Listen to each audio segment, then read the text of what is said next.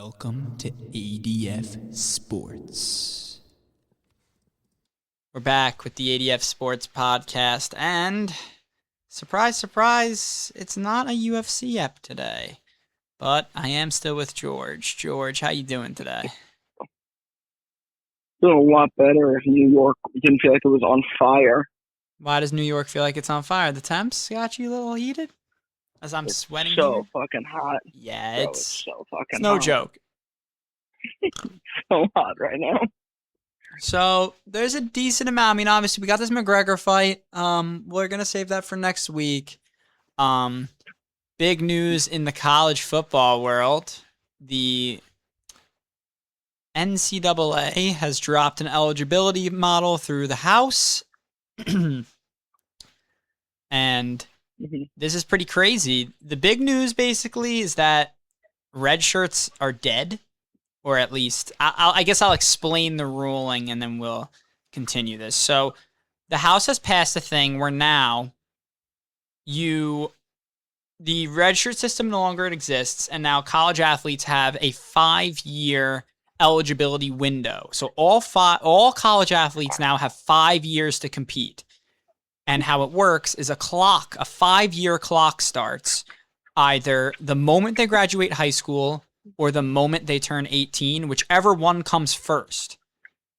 After the 5 seasons, you're done. If you get hurt, you miss out on one of those 5 seasons, or possibly 2 if it's really severe. But either way, I didn't think about it like that. Injuries can definitely screw you. I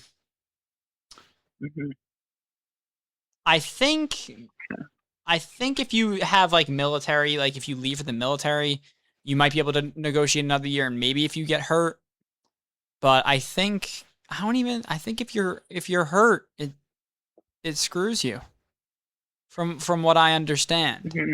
So yeah, I guess my big thing is when I always think of things in the lens of college football. When I see this ruling, the first thing I think of is kind of like what I said, redshirting's dead. What's the point of not playing rookies anymore? Or not rookies, playing freshmen. I mean, if they have 5 years, you might as well throw them to the Wolves, which is it's going to be interesting. You're just not going to see these developmental situations where you get a guy and prepare to play him in his second year. And I know you know, in college wrestling, that is very, very much the culture until college wrestling actually started first. College wrestling removed redshirting, I think, over a week before the House settled it with all college sports, which it's fascinating that college wrestling has led the charge here. I'm shocked that they did, because you and I were talking about it, I think like a week or two ago, there was this... There's a couple of culprits where there were fucking 26-year-olds wrestling at the national tournament. And it was ridiculous. It was like the guy that had like a 3-year-old kid, like he was married. College kid though. Yeah, but he's a college kid, right? But there's definitely pros and cons to this new rule. What I see it as is this just gives smaller schools more power again, and I love that. I love that we can have the potential for parity in college football specifically, because these smaller schools could now have more. They're like, hey, we don't have a senior. You will start. You're guaranteed, and we're gonna play you as much as possible. Like you're not gonna. We don't win by benching you. We're committing to you as a freshman. We're going to start you. You have a higher chance to start these younger players, and that just helps them develop even better. But then the negative is definitely what if you get injured. Like again, we don't know the full extent. Maybe they'll put in, like maybe there is technically still a medical red shirt, but it's like, and that's it. Which I would be like, yeah, you give someone like one of those. But if that's gone, then you're gonna do it 100%. Okay. Just completely get rid of them. Real quick. The 5-year clock keeps running even if you're injured. This is the most controversial criticism of the new rule. So yeah, you do not receive a Uh, medical red shirt. If it, especially for football, I don't know how I feel yeah, about and an that. example is if you miss an entire season because of an ACL tear or another major injury, that year generally counts against your 5-year eligibility window. And that is from the NCAA article of NCAA There's Division One probably age going to group. be the amount of people that are going to be like attempting to appeal, like make like And appeals I'm sure they'll crazy. win those appeals, honestly. Oh yeah, absolutely. They'll definitely win. It's just a whole nother like hoop they got to jump Pain in through, the which butt. I Yeah. think is a little yeah. I think it's just kind of a pain in the ass now. But I like it all together because again, I there's nothing I like more than parity. Like I don't want to see dynasties. We grew up with just Alabama, Georgia, LSU, Clemson winning everything. I am so, and now that we have a team like Indiana winning the whole thing, I love that kind of parity. That is fun. That is objectively fun. So this definitely opens us up to a bunch of smaller schools being more relevant. Yeah, so I think very similar take here. Overall, I think it's a win for college sports. The NIL era was simply the Wild West. Something had to be done, and this solution is not perfect, but perfect isn't where Does you help the start. This is a NIL issue. starting point. Yeah. This is like you said, we had full-grown adults playing in college sports because it was more profitable than them moving on. It got so ridiculous, and the transfer portal was it's just became a flat out bidding war for every single player. It was a mess. There Mm-hmm. needs to be some regulation. It's finally come. I think that's great. The biggest things I'll say is you kind of did say it in a way. I think this really is going to make the transfer portal wild. The fact that Mm-hmm. everybody's going to want to play and everybody is going to, if they think they're good enough to play, they're going to look to play because now all of a sudden their time in that 5-year window is extremely valuable. And like you said, the small schools are going to gobble up solid players who went in their 3rd year. If they don't play for 2 whole years and it's questioned whether they're going to play their 3rd year, they're going to leave. They're not going to sit there and stay. They need to play within that 5-year window at least halfway through. And you're Yeah. right. These small schools are going to get a bunch of sick players. And for college football, especially, that's going to be awesome. So excited. So The injury thing is a give concern, though. me the give me the Akron Zips in the college football playoffs. Just give me that. Give You me know the what? Akron Zips. Real quick, do you have a pick for who you think will be in the Natty? It's really hard to predict college football. It's madness, but There could be a team that comes out of nowhere, but right now I like uh I like Lane Kiffin and LSU because I do think Garrett Nussmeier is interesting. very good. Not Garrett Nussmeier, sorry. Sam Sam Levitt. Sam Levitt. I think. I mean, I do think he's pretty good, but I think they have a chance, and I'm gonna root for my guy Trinidad Chambliss and Ole Miss. interesting. That's gonna be my He guy. doubles up on SEC here. I'm Yeah, I gonna think go the SEC maybe finds a chance. I'm gonna go the opposite direction. I think the Big Ten runs it back, and I think it's between 2 teams in the Big Ten. Either Oregon or Indiana runs it back. That's what I'm gonna guess so That's far. true. I don't know who they'd verse. Dude, I think Oregon's I'm the a team to beat. moron. I Oregon's the forgot team to Dante beat. Moore was back. Yeah, I forgot Oregon. I about think Dante Oregon Moore is being back. I'm an safely. idiot. I'd be surprised. I'll say it right here. I'd be surprised if Oregon's not the number 1 ranked team to start the season. I personally would be surprised. I just feel like they have all the reason to be. They have so many returning starters. It's like, yeah, they Yeah. lost Kenyon Sadiq, but they also have a whole new D line of even more insane guys. I think their tight end too was always good. So, and I He think he's was. the starter now. And Dante Moore's in his senior year, and they arguably have the best coaching staff, not named Kurt Signetti in college. There's just a lot to like there. There's so much to like, and the receiver Moore is still playing as well. Mm-hmm. So yeah, I think both of us thought he was in that last draft, and we're like, why is no one taking him? We looked at the board and go, oh wait, he stayed.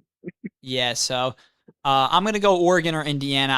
I mean, it's at the point where Indiana's kind of replaced Ohio State in that spot of consistent. Until Ohio State beats Indiana in their matchup, I honestly, I'm already ready to just crown Indiana right at that elite spot of like Ohio State has to battle for their status back. Indiana's kind of in that yeah, no, they took Ohio State's spot, right? Ohio State won the year before. I was gonna say, is Indiana just like the new Michigan?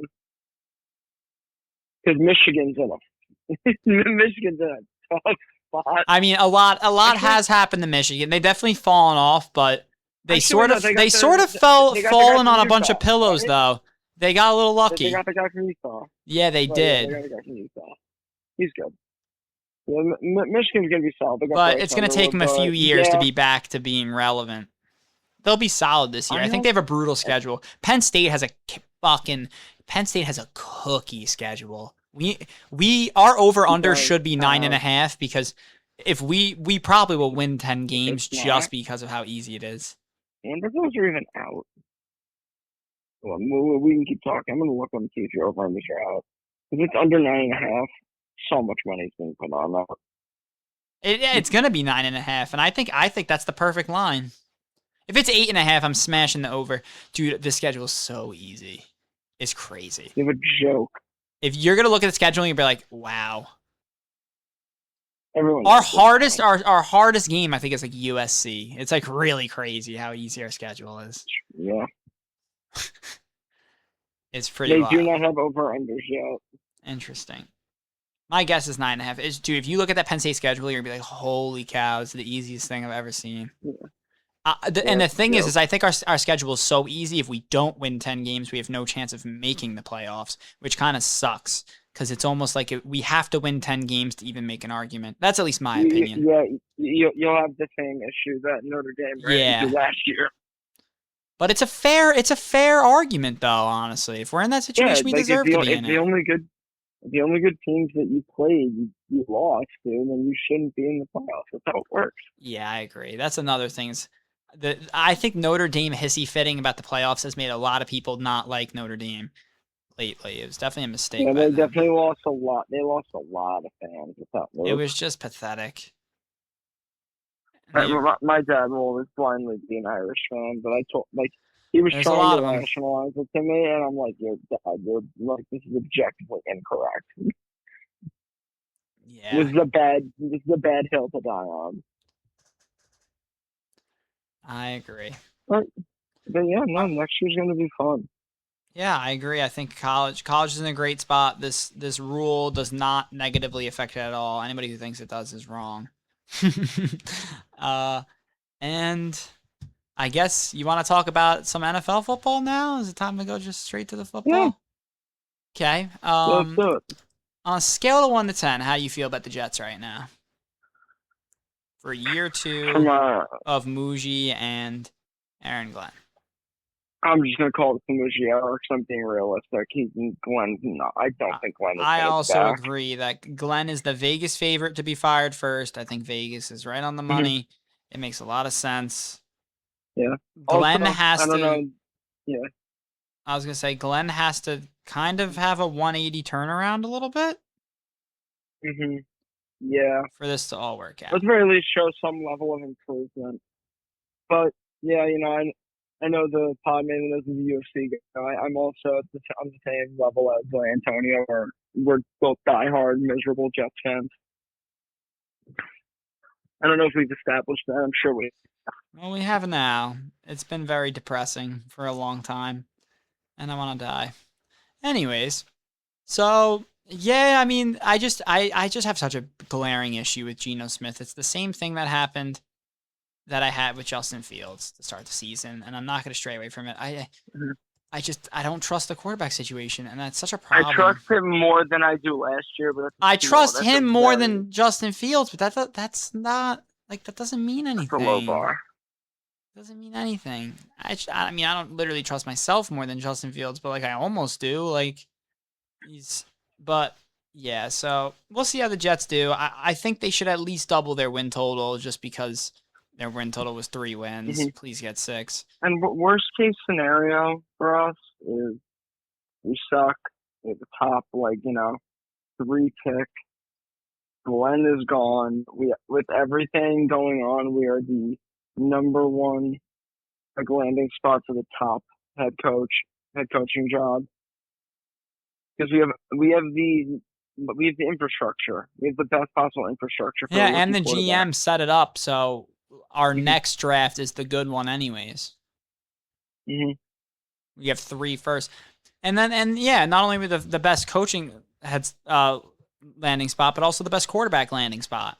All the quarterbacks going to come. You have the O-line. You have a bunch of weapons. You have 2 other draft picks to spend on more weapons. Assuming Frank Reich maybe stays around, that would be nice too. But if he doesn't, it doesn't matter because a good head coach will pull up anyways. So yeah, there's. If we're being realistic, if Aaron Glenn failed, that likely means Frank Reich also failed. Most likely. So yeah, I think Muji set it up well, but unfortunately, it's just. So out of 10, he's doing it right. It takes a long time. Out of 10, my faith, I feel like I've whipped my faith. In Muji, like an 8. Yeah, 8 I think I have a 7. So for the Jets in general. If I go to Glenn, like a fucking 2. Yeah, I only give it a 7, the overall situation, because it's like, all right, we've been in this situation, like we have to hit the quarterback, and we've never done it. So I'll be cautiously optimistic. But you know what? Muji has done probably the best GMing already in the past 4 GMs, and it's okay to be excited about that. It is. So. Yeah, no, I'm very excited. I think we have our GM. Hopefully the Jets figure it out, and building a good roster, as we've seen from the Knicks, is the first step. That's what broke. If the cursed ass Knicks can do it, then the cursed ass Jets can do it. That's what I delusionally tell myself. So yeah, after what some would describe as a fraudulent Super Bowl, with the Broncos having the awful situation that unfolds in the AFC Championship happen to them, and the Patriots go into the Super Bowl, get absolutely smacked by Seattle. What are you most excited for about this season? I think the AFC is very strong again. Yeah. And the Chiefs, who knows what the Chiefs have become this wild card team all of a sudden, and we know their defense keeps up, but their offense has been the one straggling because Travis Kelce is just so beyond his prime now, and it's been an interesting situation in Kansas City, but also Mahomes is the quarterback, and he's good in the crunch. So yeah, like, what are you most excited for this season? Because I feel like this season is very wide open. Even though the Seattle will probably be the favorite again, I don't think they're unbeatable. I just think they got a great matchup in the Super Bowl and whooped the Patriots. I mean, everyone knows. I mean, pre-Myles Garrett trade, they were the favorite, and now the Rams are the favorite because they have Stafford, Puka, Myles Garrett, fucking Kyron Williams, Blake Corum. They have Trent McDuffie. Fucking, I'm sure Kobe Turner, Brady. They have that team is there's no hole on that team. They have Devontae Adams. I can't believe I forgot him. But I think this season is probably going to end with Matthew Stafford hanging it up, and that's going to be a little upsetting because I do like Matthew Stafford. I'm definitely a Matthew Stafford fan. But what I'm excited for, I'm interested to see, how like the AFC West shakes out, because we don't know what version of the Chiefs we're getting.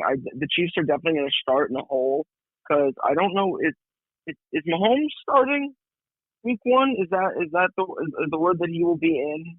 Like he'll be playing? That's a fantastic question. I'm double checking that right now. The AFC West is going to be interesting because it's very dependent on how does Bo look after shattering his ankle. Because I truly thought if the Broncos were in that Super Bowl, they probably win. I thought that defense that would have been same exact thing as the last time they played. Just like, or like very similar, where it's just, defense heavy crap. And it probably wouldn't have been low scoring, but I did think the Broncos were like the team to beat at that point before the Bo Nix injury. Yeah, I agree with you. I think it's definitely interesting. Do you think the Broncos will make it to their first Super Bowl in the Knicks era this year? If you're saying they were, I I think the Broncos are the team to beat in the AFC Okay. because they've only gotten better. Fair enough. The one issue everyone had with the Broncos was who is their wide receiver one. Now they have Jalen fucking Waddle. That Yeah, that team answers that it question. should easily be the betting favorite to make it to the Super Bowl. Make it And out of the by the AFC. way, this is from Broncos Wire. It's a Broncos local sports reporting. Trey Wingo, that's an NFL reporter. Sean Payton told Trey Wingo that he expects Patrick Mahomes to play in Week 1. So the Broncos are preparing for Patrick Mahomes. That's the only news we've heard about Patrick Mahomes besides that he's in a, quote, good spot. And that's from him. So the Broncos are expecting him, but it's up in the air. Oh, right. That's their week. I forgot Week 1 is. Yeah, that's Week 1. That's crazy. That's a crazy matchup. It is a crazy matchup. But yeah, I would. It's Smith Mahomes. I wouldn't be shocked if he was coming back Week 1. I don't think he should. I don't think he should either, but the Chiefs need him. They need him, yeah, but like, look at that team. Does that team look like it can compete at all? I don't think that team's a competitor at all. I think if Spags whips up the defense and Mahomes can be Mahomes, they can deal some damage. That's the problem. Like, Spags still didn't look great last year. The defense didn't really do much. The defense was kind of. And now he doesn't have Trent McDuffie or Jalen Watson, something like that. Whatever that other corner was named. Well, I know the two starting corners are both on the Rams. Yeah. Oh, but don't worry, guys. Rashee Rice is there. He's going to be going 120 miles an hour down a side street. He's got it. Damn. I just don't see it with the Chiefs anymore. I do think we're in a stage in the NFL where there isn't a dynasty. I do think there's just a lot of really competitive good teams. I hope you're right. And I like that. I personally think the Bills might finally squeak their way into a Super Bowl, but they're just not going to pull it off. I think they might lose to the Rams, the Seahawks. I can even see them losing. I could see them losing to a lot of teams. I could see them losing to maybe even Philly if they get their coordinator situation right, but I wouldn't put money on that. But Philly has the roster to get it done, but God, last year was a mess for them. It's crazy. Yeah, they've had 2 absolute mess seasons in between a Super Bowl. It's a very weird organization, Philly, right now. Absolute messes. 2024 and 2020, or 2023 and 2025 were, but 2024 was the Super Bowl. So it's interesting to see where they're at. But and then maybe no, I don't see the Colts getting it done. No, I think I firmly believe the Colts are going to be one of the worst teams in the NFL next year. What about the Ravens? Ravens will be fascinating because there's a lot of change, but Lamar's so good. TBD. I gotta see a week or two. Yeah, I just like what they have on offense so much.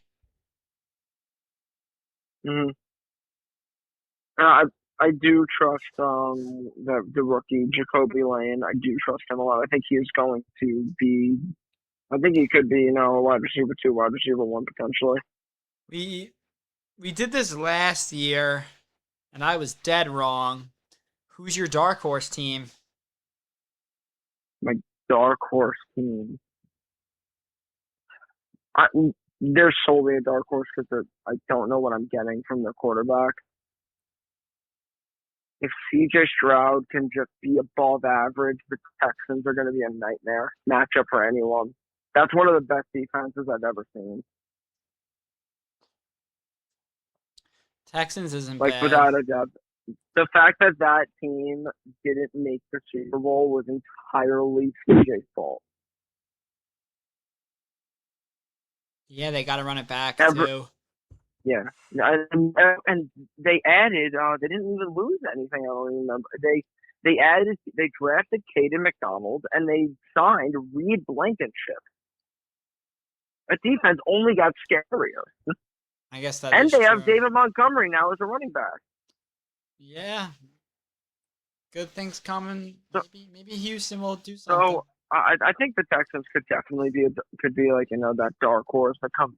But even they're only a dark horse because I don't know is CJ going to continue this freaking downward slide where every year he's looking worse and worse, or is he going to figure it out? Yeah.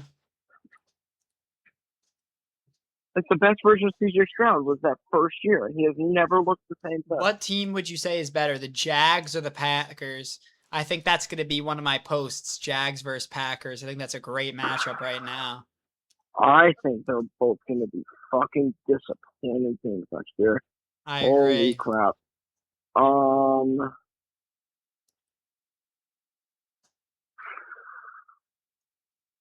So if I had, so I'll say,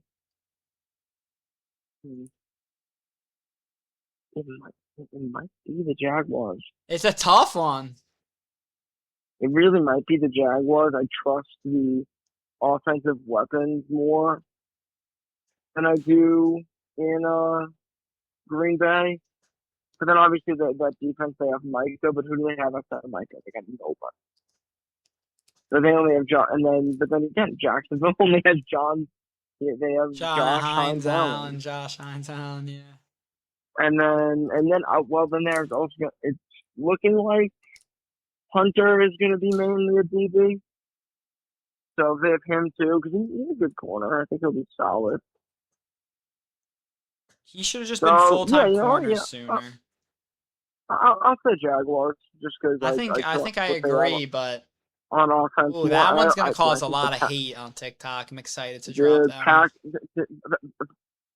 Packers fans got to acknowledge that sometimes you're going to be bad. This is one of those years you guys probably are not going to be that good.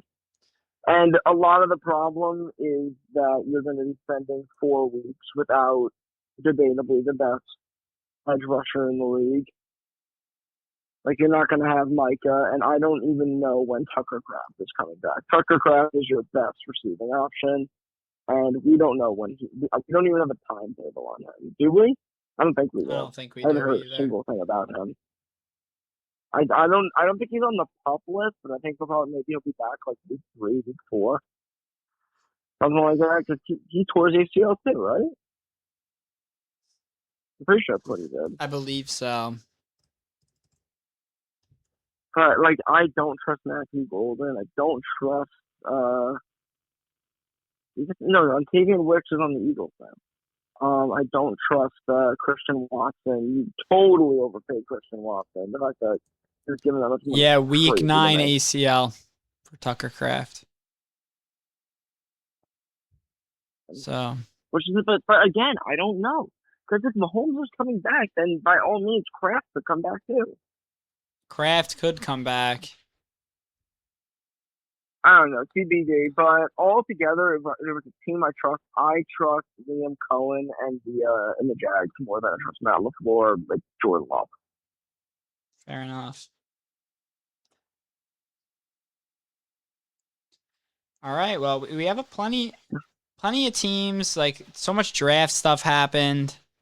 What's your opinion on the Jets' Arvell Reese pick? Now that a lot of time. I mean, sorry, the David Bailey pick. The lack of Arvell Reese. Okay. At first, I know you and I both really wanted him. Well, I wanted fucking Ruben Bain. I'll say it. Yeah, I know. I still think when there is in 2 years when they post the 2026 or whatever the fuck and NFL redraft, Ruben Bain's probably going to be the second player off the board. But I definitely wanted Arvell a little more.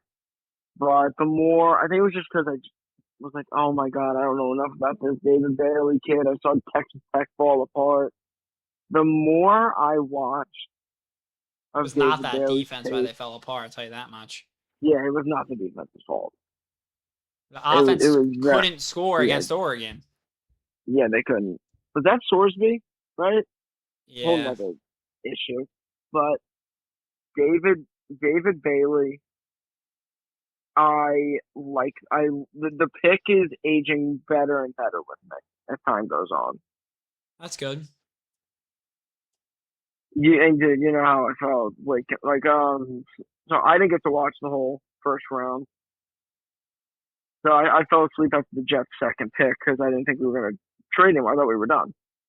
Waking up to the Jets drafting, in my opinion, the best receiver in this draft in Omar Cooper. He was like my guy going into this. I'm so happy. I think he's going to be a problem in this league, and I'm so happy that he's on my team. So I can continue to root for him even more than I was already going to.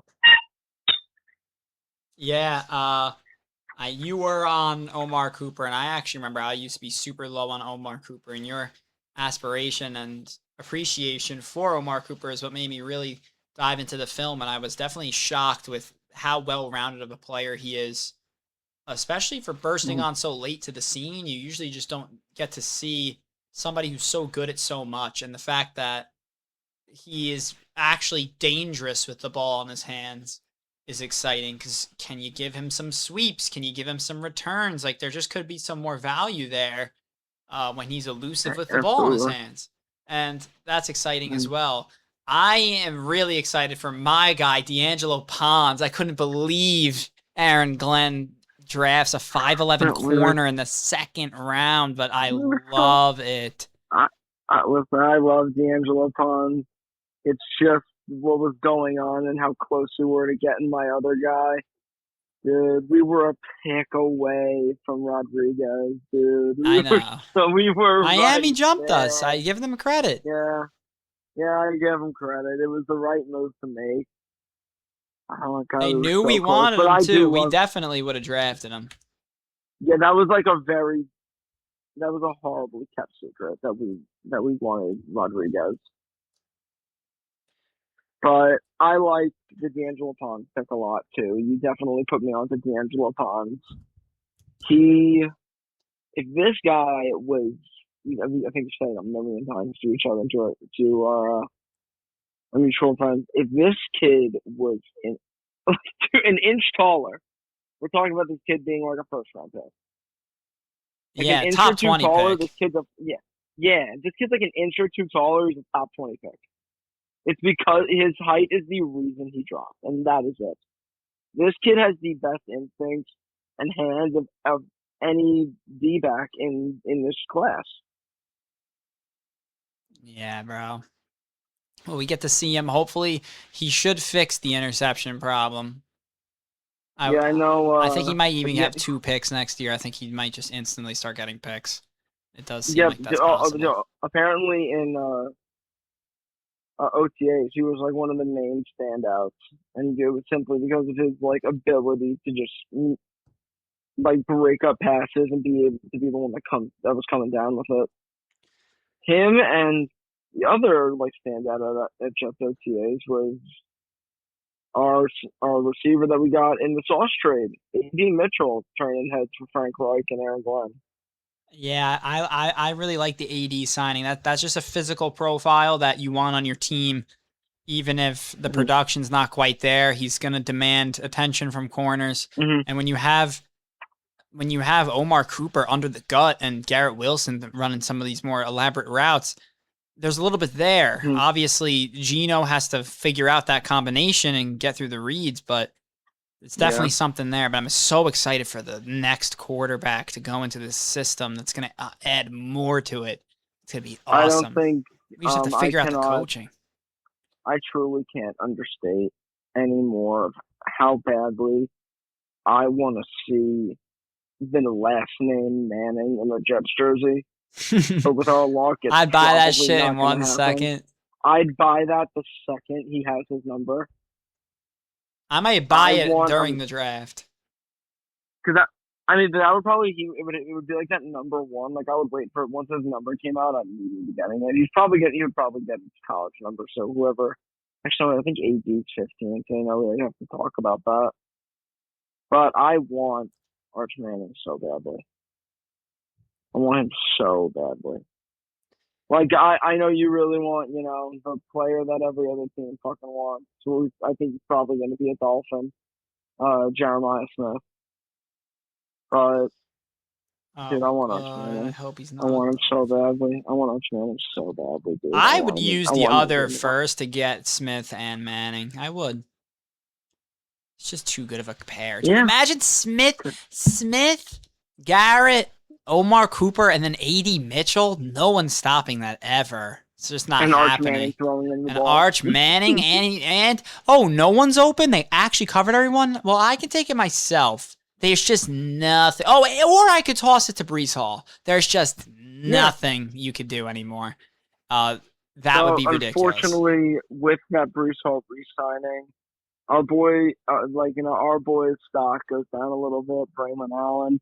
But I think they're going to use him a lot. That kid looks like a. I also think he's just so fresh in the red zone. Inside handoffs are going to be too juicy. He looks like a middle linebacker. I know he's on some mystery juice. Who knows? He's on whatever mystery juice Derrick Henry's on. you finally. I mean, you get it. You get that conspiracy, bro. It's not right. Something ain't right, bro. Something's not adding up. Like, it's more believable that Braylon is like this because he's 22. Derrick Henry is like early mid-30s. Dude, you see those workout vids? You're like, Jesus Christ. He's getting bigger. I know. He got bigger. I know, dude. It was the same shit with Aaron Donald, too. Aaron Donald was benching like 700 pounds. It was like ridiculous. Yeah, it's absurd. It's absurd. But yeah, those are definitely some of the people that I'm more excited for the Jets coming into this season. Oh, we didn't even talk about the fucking other first round pick. I completely jumped him. Kenyon Sadiq. Yeah. I was very shocked by the pick because, Makai Lemon was on the board, but I don't think anyone expected Kenyon to be there. I definitely think the Jets were staring at Lemon, and then I don't know whoever turned the Rams fucking got the quarterback, which fucked everything up. Yeah, I was convinced Sadiq was going to LA. I had myself convinced that's where he was going. Me too. I was convinced he was going to LA. It was like the perfect fit, and then LA said, "Nope, we're going quarterback." When they took Ty Simpson, I'm like, "Oh shit!" But this changes a lot.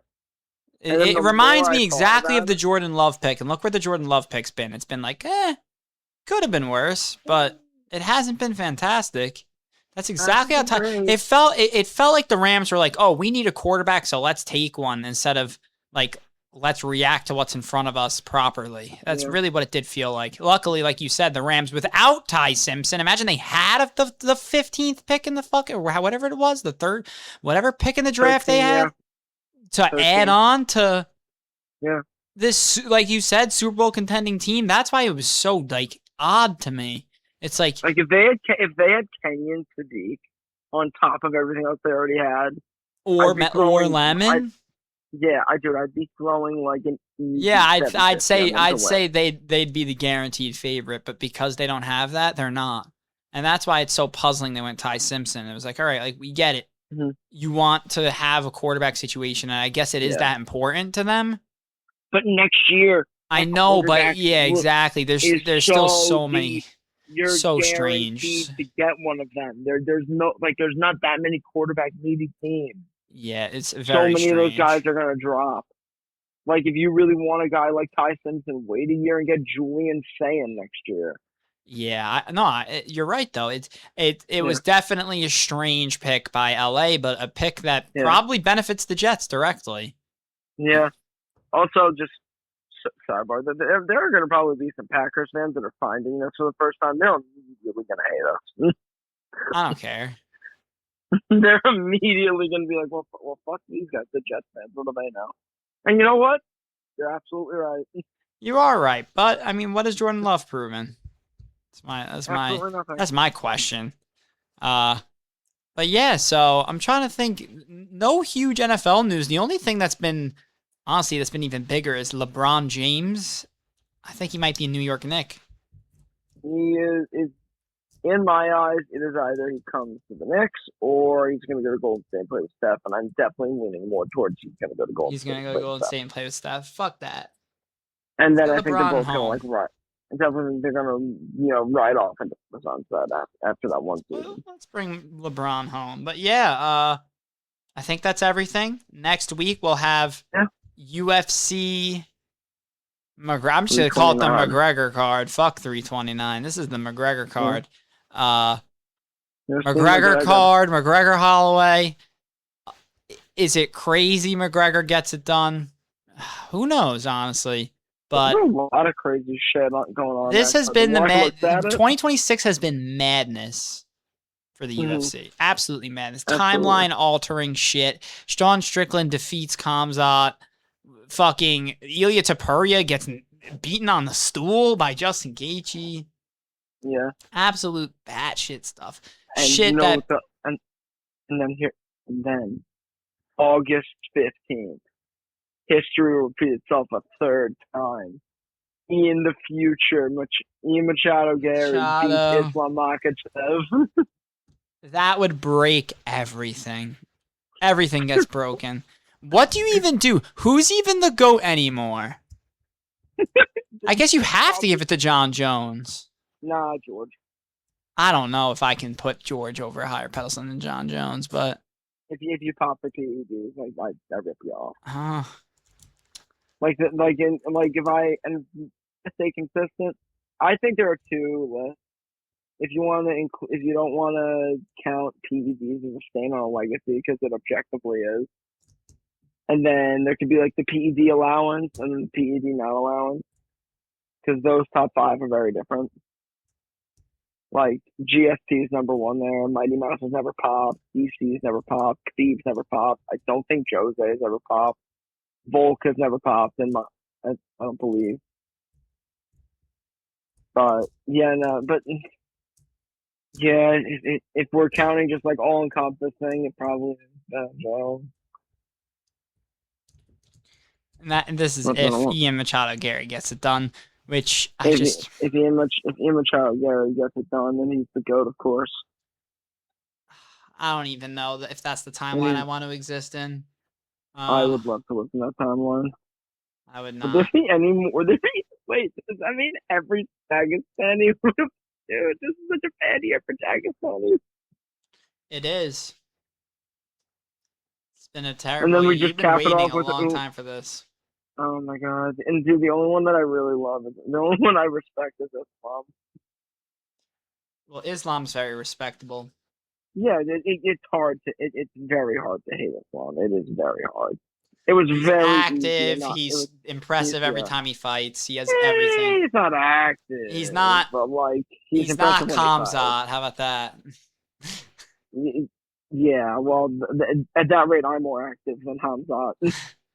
Fair. Like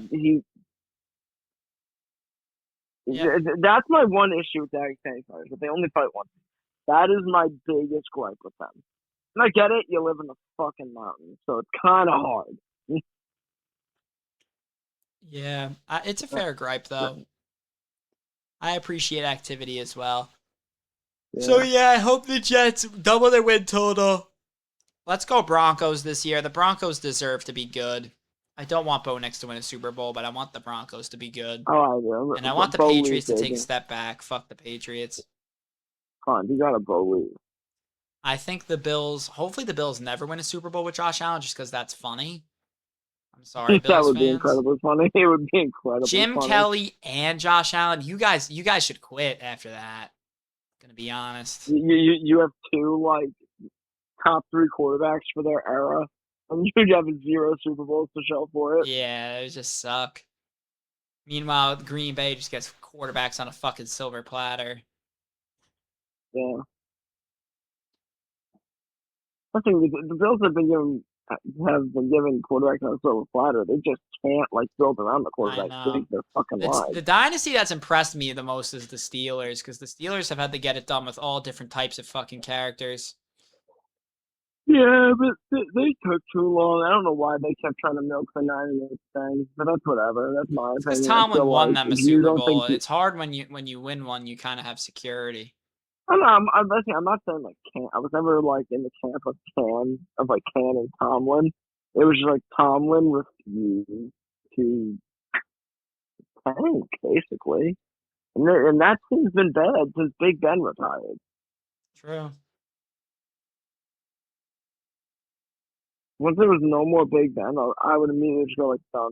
Okay, we're blowing everything up. You trade TJ, you trade Hayward, you blow it up. Every old valuable player you get picks for. That's what I would have done. But again, I'm not a coach. Yeah, I mean, listen, I think that's what Muji did, and it seems to be working. So it's not a So terrible far, so good. take. Yeah. All right. Well, I think we're gonna end it off here, unless you have any last things to say, anything we missed. I think we covered everything. Yeah, no, I think we're good. All righty. Well, we'll see you next week. Probably on Tuesday. We'll record McGregor card 329. McGregor knocks out Max Holloway. The entire UFC history is shaken for the rest of eternity, and Dana White chokes on his popcorn and dies. That's the end, and that's what's gonna happen next Saturday. All right. Be good.